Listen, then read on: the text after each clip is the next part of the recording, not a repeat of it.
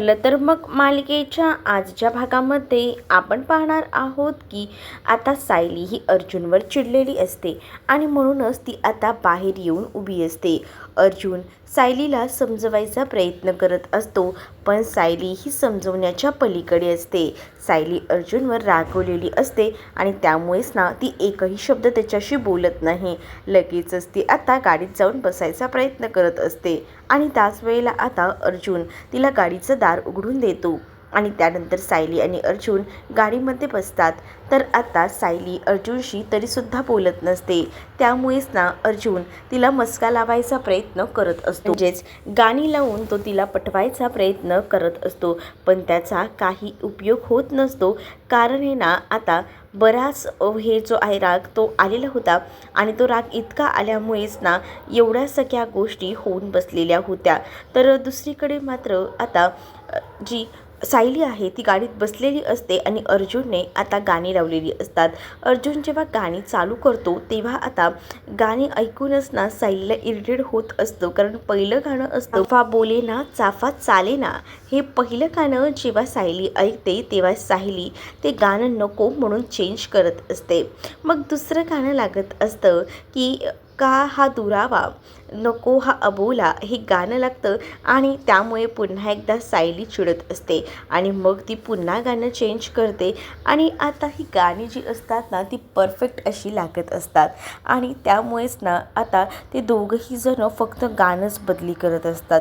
सायली एवढी चिडलेली असते ना की तिला आता अर्जुनसोबत बोलायचं नसतं ना, ती गाणी ऐकायची असतात तशी, आणि म्हणूनच ना ती आता ती गाणी चेंज करण्याचा प्रयत्न करत असते.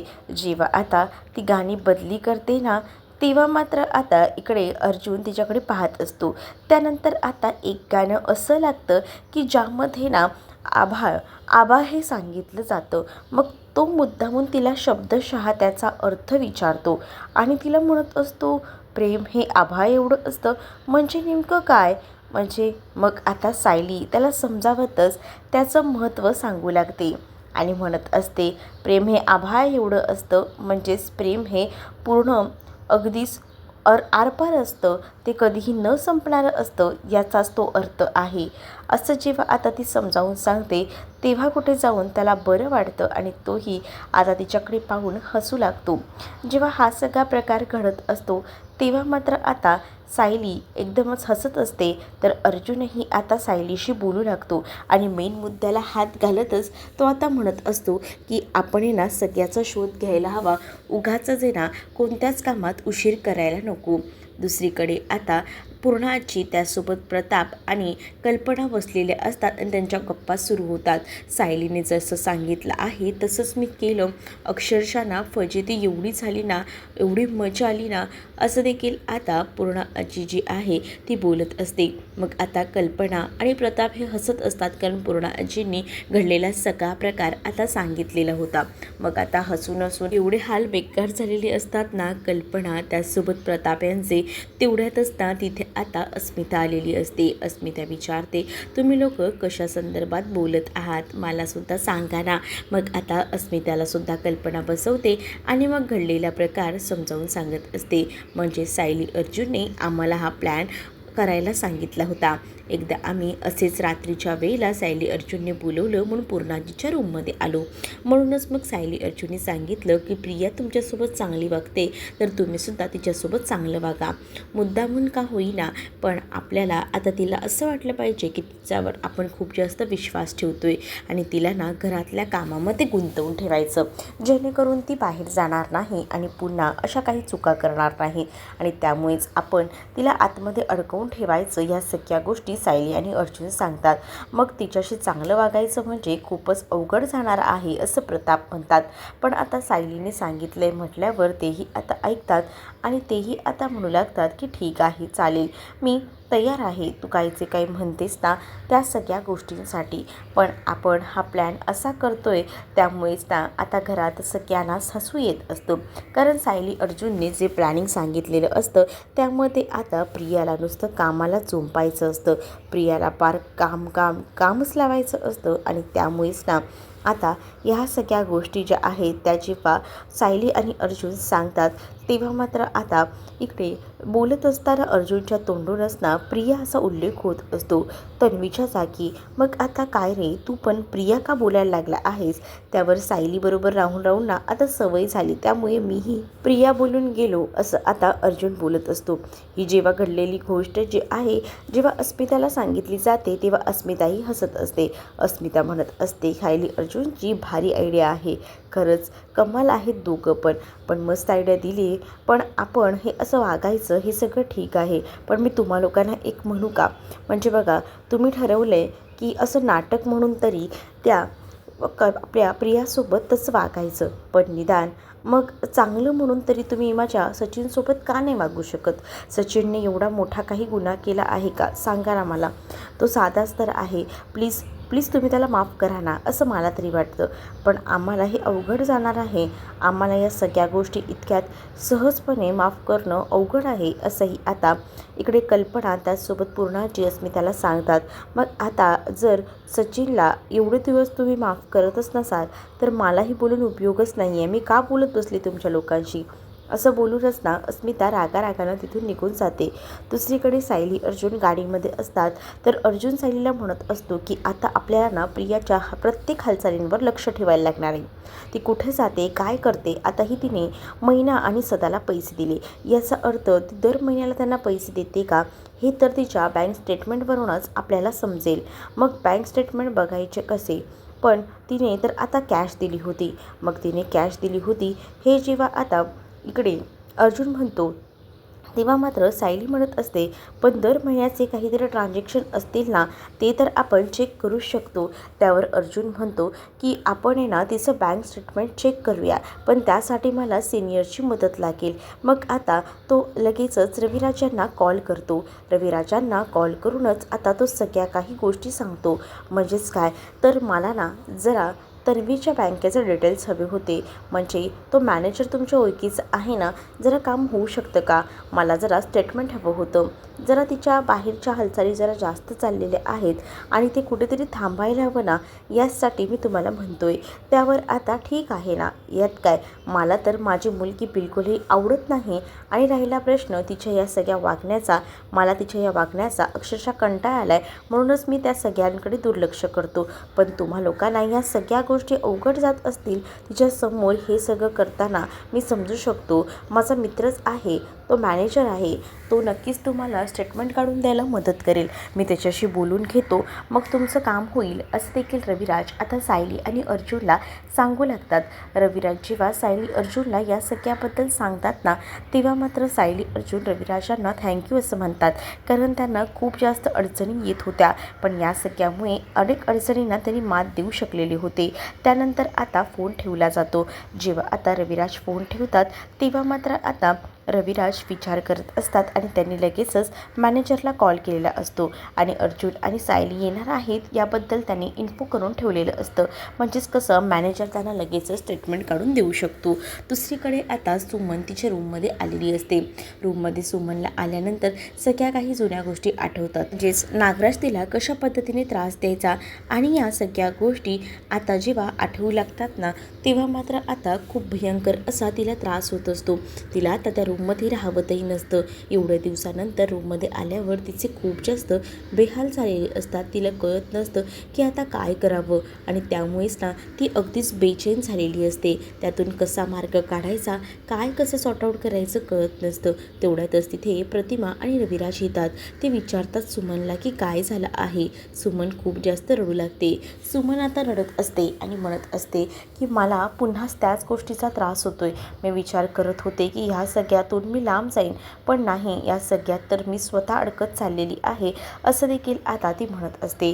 पण नेमकं काय झालंय काय ते तरी सांगशील का मला, असंही आता विचारलं जातं. त्याच वेळेला मी या रूममध्ये आली आहे, पण मला त्या सगळ्या जुन्या आठवणी त्रास देत आहेत. मला ना त्यांची काळजीही वाटते. मला असं वाटतं की ते ठीक तर असतीलच ना, त्यांना काही प्रॉब्लेम तर होत नसेल ना, असंही मनामध्ये कुठेतरी वाटतं. अगं पण ज्या माणसानं तुला इतका त्रास दिला आहे त्या माणसाची कशाला तू काळजी करत बसली आहेस? त्या माणसानं तुला नको नको ते म्हटलं आहे आणि काय काय गोष्टी करून तुझ्यासोबत कसला व्यवहार केला आहे बघितलेस ना तू. तू. मग या सगळ्या गोष्टी कशा काय विसरू शकतेस तू सुमन? आणि तुला दिलेला त्रास या सगळ्या गोष्टी नको विसरूस. पण मला मुळात कळतच नाही आहे, हे सगळं त्यांनी केलं आणि त्यानंतर मुळात घर पूर्ण उद्ध्वस्त करायचा प्रयत्न केला आणि या माणसासोबत इतके दिवस मी राहत होते. खरंच ना, त्या गोष्टीचा मला खूपच जास्त पश्चाताप होतोय असं देखील आता म्हटलं जात असतं. त्याच वेळेला रविराजही म्हणतात की बघ सुमन, तुला त्रास होतो हे सगळं ठीक आहे, पण त्या माणसाची दया करण्यासारख्या तो माणूस बिलकुलही नाही आहे. त्यामुळे प्लीज तू त्याच्यावर कोणतीही दया करू नकोस. रविराज असं बोलतात आणि निघून जातात. त्याच वेळेला आता एखादा माणूस आपल्या मनातून उतरला ना, तर तो पुन्हा आपल्या मनामध्ये जात असतो. म्हणजेच लक्षात घ्या की बघा, आम्हालासुद्धा ना या सगळ्याचा त्रास व्हायचा. मग आम्हीही विचार केला की तन्वीशी न बोलायचं, कारण तन्वी कितीही काही बोललं तरी सुधारणाऱ्यातली नाही आहे. तिच्यामध्ये कोणतेच बदल होत नाही आहेत. त्यावरूनच मी आणि ह्यांनी हा डिसिजन घेतला, असंही आता प्रतिमा बोलत असते. दुसरीकडे आता सायली अर्जुन जाऊन बँकेमध्ये पोचलेले असतात आणि मॅनेजरकडनं सगळी इन्फॉर्मेशन घेत असतात. मॅनेजरनी आता पूर्ण स्टेटमेंट काढलेलं असतं आणि ते स्टेटमेंट आता सायली अर्जुनला देत असतात. सायली अर्जुन ते स्टेटमेंट पूर्णपणे एकदा बघतात. म्हणजे नेमके कोणते कोणते ट्रान्झॅक्शन झाले आहेत. तर त्यावर सायलीला हे दिसतं की जेव्हा मैना आणि सदाला घराबाहेर काढलं होतं त्या महिन्यापासूनच ही त्यांना पैसे देत होती. आणि ही जेव्हा त्यांना दिसतं तेव्हा मात्र आता ते दोघंही जण एकमेकांकडे पाहत असतात आणि म्हणत असतात की म्हणजे याचा अर्थ कळतोय का, ही तेव्हापासूनच हे सगळे व्यवहार करत होती. दर महिन्याला ही तेव्हापासूनच त्यांना पैसे देते. याचा अर्थ नक्कीच काहीतरी गडबड आहे. आणि तिचे बँक स्टेटमेंट जे आहेत ना, ते सुद्धा आता प्रिंट करून ना दोघंही जण घ्यायचं ठरवतात. कारण त्यामध्ये बरेच ट्रान्झॅक्शन होते. फक्त हा मेन ट्रान्झॅक्शन त्यांना चेक करायचा होता की हा दर महिन्याला होतोय का. तो ट्रान्झॅक्शन 20,000चा दर महिन्याला होत होता. म्हणजे दर महिन्यालाच ती त्यांना पैसे देत होती. हे तर आता त्यांना कळलेलं होतं. मग आता या सगळ्या गोष्टींसाठी आपल्याला हे स्टेटमेंट याची प्रिंट काढून घ्यावी लागेल. म्हणूनच आता ते दोघंही जण प्रिंट वगैरे काढून घेतात त्या मॅनेजरकडनं, जेणेकरून व्यवस्थित घरी जाऊनसुद्धा ते स्टेटमेंट अभ्यास करता येईल आणि त्या स्टेटमेंटनुसार आपल्याला सगळ्या काही गोष्टी पुढे हालचाल करता येतील हेही त्यांना माहिती होतं. आणि म्हणूनच ते दोघंही जण ते स्टेटमेंट वगैरे घेतात आणि आता पुढे जायला निघतात. तो मॅनेजर देखील त्यांना स्टेटमेंट वगैरे काढून देतो. दुसरीकडे प्रिया जी आहे ना, तिला आता मैनावतीचा कॉल आलेला असतो. मैनावती तिला सांगत असते की काय करणार. ती अचानक आली आणि त्यामुळे हा सगळा गोंधळ झाला.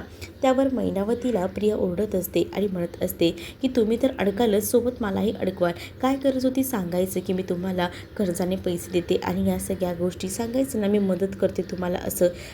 तुम्ही जे काही केले ना त्यामुळे मला सगळं काही अवघड होऊन बसलेलं आहे. इथून पुढे लक्षात ठेवा, ती सायली येऊ दे नाही तर तो अर्जुन येऊ दे, मला आधी सांगायचं की कोण आलंय आणि कशासाठी आलंय ते, कळलं का.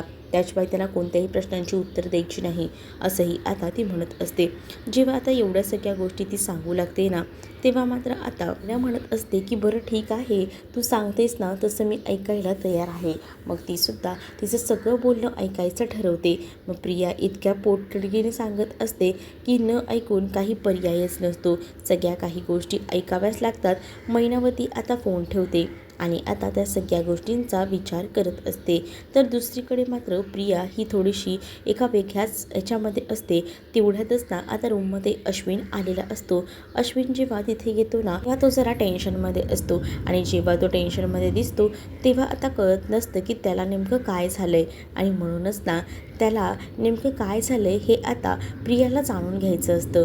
कारण त्याचा मूड ऑफ झालेला असतो आणि त्याचे जे काही हावभाव असतात ते बघूनच ना कुठेतरी डाऊट आलेला असतो. आणि मग आता विचार करण्यासारखी गोष्ट असते की काय झालं असेल, का असं वागतायत हे, असं म्हणूनच ना आता ती विचारायला जाते की काय झालं आहे, काही गडबड आहे का.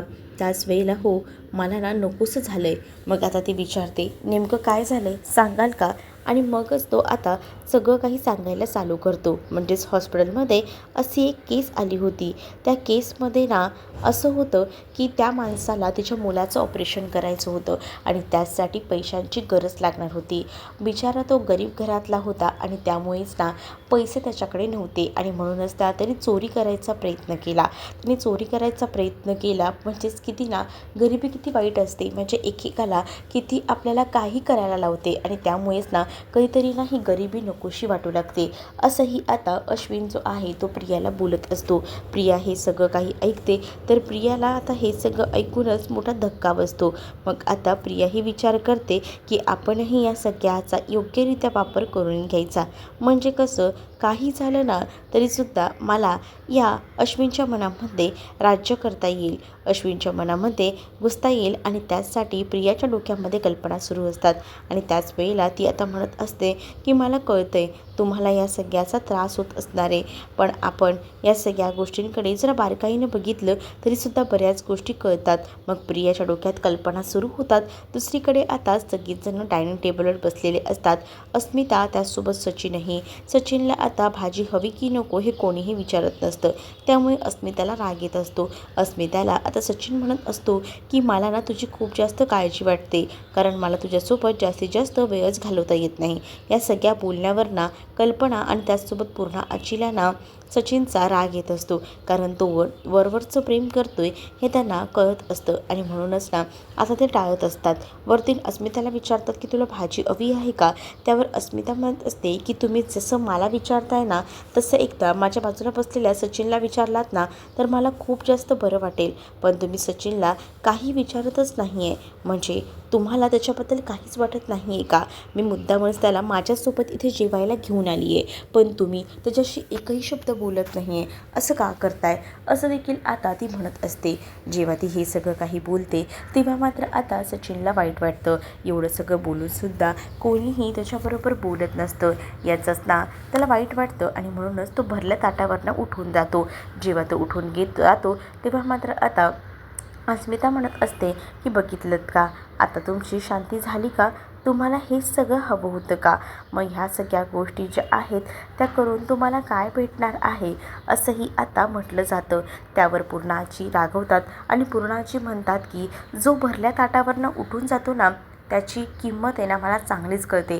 म्हणजे त्याला घरातलंही भरलेलं नको आहे, त्याला फक्त बाहेरचं हवं आहे, हे त्याच्या वागण्यात ना सरळ सरळ दिसते. अस्मिता, तुला जरी कळत नसल्या ना बऱ्याच गोष्टी, तरी आम्हाला सगळ्याच गोष्टी कळतात, असं देखील पूर्णाजी आता इकडे असणाऱ्या या अस्मिताला सांगत असते. पण अस्मिताला याचा काही एक फरक पडत नसतो, कारण अस्मिताला या सगळ्या गोष्टी खूपच त्रासदायक वाटत असतात. तिला आता काही एक बोलायचं नसतं. दुसरीकडे मात्र आता पाहायला मिळत असतं कल्पनासुद्धा अस्मिताला समजवायचा प्रयत्न करत असते. आणि नको त्या माणसामध्ये इतकं गुंतू, तू स्वतःकडे लक्ष दे, स्वतःचा जिवायचा प्रयत्न कर, असं देखील आता तिला सांगितलं जातं. आणि त्यामुळेच ना ती आता गुपचूप बसते आणि जेवण करत असते. पण तिला मनातून सचिनसाठी खूप जास्त वाईट वाटलेलं होतं, कारण घरातले तिला काहीच किंमत देत नव्हते. त्या सचिनमुळे, सचिन जो आहे त्याच्यामुळेच हे सगळं काही घडत होतं. दुसरीकडे आता अर्जुन आणि सायली स्टेटमेंट घेऊन निघालेले असतात. त्याच वेळेला सायली आता अर्जुनला म्हणत असते की आपल्याला आता प्रियाला काही झालं तरी जाब विचारायला हवा आहे की तू का गेली होतीस महिनावतीकडे पैसे द्यायला, कारण तिला त्यावेळेला डाऊट येणार जर मी तिला विचारलं नाही तर, कारण तिला कळलं असणार आहे की मी तिचा पाठलाग करून तिथपर्यंत गेली आहे. उलट आपण तिला विचारूया. अर्जुनही म्हणतो की हो तू बरोबर बोलतेस, आपण तिला विचारायचं आणि ती जरी काही बोलली ना तर त्या गोष्टीवर विश्वास ठेवायचा, जेणेकरून आपल्यासाठी तिच्यासाठी हा पॉईंट तिथे स्टॉप झाला. पण आपण तिच्यावर लक्ष ठेवायचं, काही बंद करायचं नाही, असं देखील अर्जुन आता सायलीला बोलून समजावू लागतो. सायलीसुद्धा म्हणते की हो बरोबर आहे, आपण असंच सगळं काही करूया. म्हणूनच आता सायली अर्जुन घराकडे जायला निघालेले असतात. पण इकडे आता प्रियाने नवीनच तमाशा मांडलेला असतो. म्हणजेच ना प्रियाला ना मुद्दामूनच या सगळ्या गोष्टी ज्या आहेत ना त्या नाटक म्हणून करायच्या असतात, जेणेकरून तिला आता अश्विनच्या मनामध्ये राज्य करायचं होतं. दोघंही जण जेव्हा गाडीने पोहोचतात तेव्हा गाडी बाहेर पार्क करतात आणि दोघंही जण आतमध्ये जायला निघतात. तिथे काही माणसं आलेली असतात, जी देवळातली गरीब माणसं असतात. आणि त्यांना एवढं आलेलं बघूनच ना इकडे सायली अर्जुन चकित होतात. तर प्रिया मात्र त्यांना म्हणत असते की बघा, आज तुम्हाला पुन्हा एकदा मी ह्या महिन्यातही पैसे देत आहे. दर महिन्याला मला तुम्हाला पैसे द्यायला आवडतंच, पण या महिन्यात ना मला माझ्या नवऱ्याच्या हस्ते तुमच्याकडनं हे पुण्य करायचं आहे. म्हणजेच काय तर माझ्या नवऱ्यालाही कळलेलं आहे की खरंच गरिबी किती वाईट असते. आणि त्यामुळेच ना अश्विन तुम्हीच सगळ्यांना हे पैसे द्या, म्हणजे कसं प्रत्येकालाही बरं वाटेल. या सगळ्या गोष्टी जेव्हा होत असतात ना, तेव्हा मात्र आता प्रिया हे सगळं बोलूनच अश्विनचं मन जिंकत असते. अश्विन स्वतःच्या हाताने सगळ्यांना पैसे देतो आणि त्याच वेळेला आता अर्जुन आणि सायली तिथे येतात आणि त्याला कळतं की हे सगळं प्रियाचं का चाललं आहे. मैना आणि सदाला ती पैसे देते आणि ते सगळं लपवण्यासाठी तिची ही सगळी नाटकं चाललेली आहेत हे सुद्धा आता कळून चुकलेलं असतं. आणि त्याचमुळे आता इकडे अर्जुन आणि सायली म्हणत असतात की हे सगळं त्याचसाठी चाललं आहे ना, मैना सदाला पैसे देते ते लपवण्यासाठी, अश्विनला काही गोष्टी कळू नयेत म्हणून. मग आता अश्विन म्हणतो की मला माहिती आहे ती दर महिन्याला मैना आणि सदाला पैसे देते, उलट जर ती एखाद्या गरीबाला मदत करत असेल तर त्यात तिचं काही चुकतं आहे असं मला वाटत नाही आहे. त्याच वेळेला ही जी माणसं आलेली असतात त्यांनासुद्धा प्रियाने चांगलीच पट्टी पडवलेली असते आणि प्रिया त्यांनाही म्हणत असते की तुम्ही सांगा ना, तुम्ही बोला काय आहे ते. त्यावर आता ती माणसं जी आहे ती सुद्धा बोलत असतात की दर महिन्याला मला तन्वीताई आहेत ज्या आहेत ना त्या आम्हाला पैसे देतात, आम्हाला न चुकता आमचा विचार करतात. खरंच एक स्त्री म्हणून त्या खूपच भारी आहेत असं देखील आता जे आलेले भिकारी लोक जे आहेत ते बोलत असतात. मग सायली अर्जुन हे विचार करतात, म्हणजे आता यांनाही हे सगळं सांगून पट्टी पडवलेली आहे. अश्विन आता सायली अर्जुनसोबत भांडत असतो, माझी बायको जर काही चांगलं करायला जात असेल तर दरवेळेला त्यामध्ये मोडता घालायचं हे तुम्ही ठरवलंच आहे का, कशाला तिला त्रास देता, ती जे काही करते ना ते मला सांगूनच करते असं देखील आता इकडे असणारा हा अश्विन बोलत असतो. मग आता अर्जुन आणि सायली अश्विनने काही बोललं तरीसुद्धा आपण शांत राहायचं, कारण आता त्यांना दाखवायचं आहे की हा विषय त्यांनी इथे स्टॉप केलेला आहे. म्हणूनच आता ते दोघंही जण अश्विनच्यासुद्धा तोंडाला लागत नाही आणि प्रियावरसुद्धा विश्वास ठेवतात. मग आता सायलीने लक्षात ठेवलेलं असतं आणि त्यामुळे आता सायलीमध्ये 2.0 जागी होते. सायलीमध्ये जेव्हा 2.0 जागी होते ना तेव्हा मात्र आता सायली जी आहे ती एकदमच तयार होते. मग अर्जुन म्हणतो की तू काय करायचं ठरवलं आहे, तर अर्जुनला ती सांगते की माझी आयडिया बघा ना किती भारी आहे. म्हणूनच आता सायलीने त्या सगळ्या भिकारीला परत बोलवलेलं असतं घरी, डायरेक्ट घरी तिने घेऊन आलेली असते. प्रिया म्हणत असते की मला ज्या गरजूंना मदत करायची होती ती तर माझी मदत करून झालेली आहे, मग आता तुम्ही या सगळ्यांना घरी का आणलं आहे. त्यावर सायली म्हणते अरे आम्ही घरी यासाठी आणलेलं आहे की काय ना की बघ आता तू त्यांना पैसे तर करतेस, त्यांना ते दान देतेस, मग खरं तर ना सगळ्यात मोठं दान जे आहे ना ते म्हणजे अन्नदान. अन्नदान तू केलंस ना तर एकदमच पुण्याचं काम केलंस बघ. आज तू अन्नदानही कर. या सगळ्यांना मी यासाठी पुन्हा घरी आणलेलं आहे जेणेकरून तू सगळ्यांना स्वतःच्या हाताने बनवून खाऊ घालशील. आता सगळ्यांसाठी जेवण बनव असं देखील आता सायलीनं सांगितलेलं असतं, जेणेकरून निदान आता प्रिया घरातल्या कामामध्ये गुंतून राहील आणि प्रियाला ह्या सगळ्यामध्ये अडकवायचं हे तर आता त्यांचं फिक्स झालेलं होतं आणि त्याचसाठी त्यांनी ही आयडिया केलेली होती. प्रिया मात्र आता खूपच जास्त बेचैन झालेली होती पण तिला कळत नव्हतं की काय बोलावं आणि काय नाही ते, पण आता तिला घरातल्या सगळ्यांसाठी हे करावंच लागणार होतं. सायलीने एकदम भारी आयडिया केलेली असते त्यामुळे अर्जुनही खूपच जास्त खुश असतो. तुम्हाला हा भाग कसा वाटला आहे कमेंटमध्ये मला नक्कीच सांगा आणि अशाच अपडेटसाठी चॅनलला सबस्क्राईब नक्कीच करा. चला तर मग भेटूया पुढच्या भागामध्ये, तोपर्यंत टाटा बाय.